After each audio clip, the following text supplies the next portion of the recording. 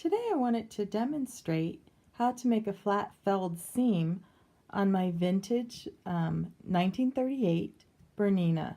It's a model 117L because it has the light built in at the end. But this is a wonderful stitch. It's really an indication of very high quality clothing and things that are made with this type of seam work. It takes a little bit more time, but the feet really help it come out beautiful. A lot of the vintage machines have a feller foot, but most people don't know how to use them anymore. But this is what the seam looks like from the top. It's a double stitched seam, and if I flip it over, that's what the reverse side looks like.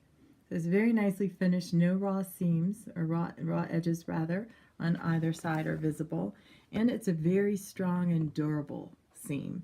So it's wonderful for garments, shirting, jeans, jackets, anything like that. So I'll put this to the side now. We'll take a look at the foot. This is the feller foot, and it looks a little bit like the hammer foot, but the difference is that the hammer foot has a full scroll in the center and the feller foot does not. The full scroll will cause the fabric to turn twice before it's fed under the needle and stitched down. But the feller foot does not turn the fabric. We will have to turn the fabric manually as we feed it under that foot.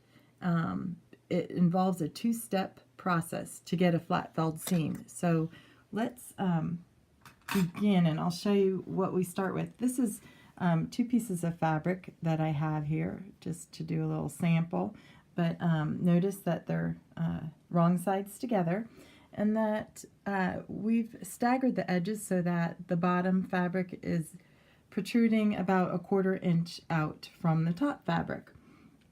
So now let me set the camera down, and I'm gonna come up here. We're gonna feed this edge right into the slit in the center of our feller foot.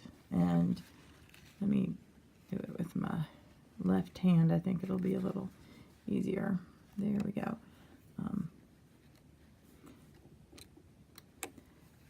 Still didn't get it quite right.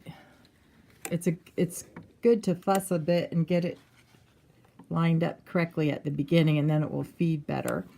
But as we sew the seam, I'm going to turn it over that 1/4 inch with my fingers, and I'm just going to take it nice and slowly so that, as you can see, we'll turn it and it'll be a nice even seam. There we go. Let me reposition the camera so you can see it a little bit better. Nice and easy, and make it nice and even. The next part goes a lot quicker. For this part, we want to take our time and make sure that it's nice and straight. Oops. It always comes off on the end for me here when I'm trying to video it. Okay, there we go. Just hold that corner as best you can at the bottom. You can backstitch with this. I'm not going to because I'm just doing a sample, but you can backstitch with this foot on. So this is the first step, and this is what it looks like. You can see it's just turned over once over the edge, and we see a raw edge on the one side. On the other side, it just looks like that. So now what we're going to do is, the second step is we open this up, and we have this seam sticking up in the middle, and don't worry about any frays there. And that raw edge is going to be covered. The next step is, let me bring us back over to the machine. This is got a few threads here at the top I didn't trim. But we won't worry about that for the moment. The next step is to place this first seam in the center of the feller foot, just like that. There we go. And you'll see that it's going to hold it down. You might definitely want to back tack here if you're actually going to be using this in a garment. But we're just going to pull the fabric and let it feed it right into the needle and stitch it nice and neatly down.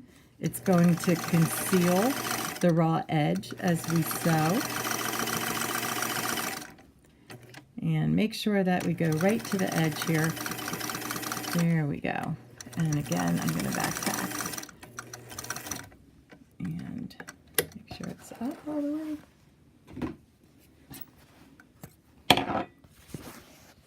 And there is a beautiful flat felled seam.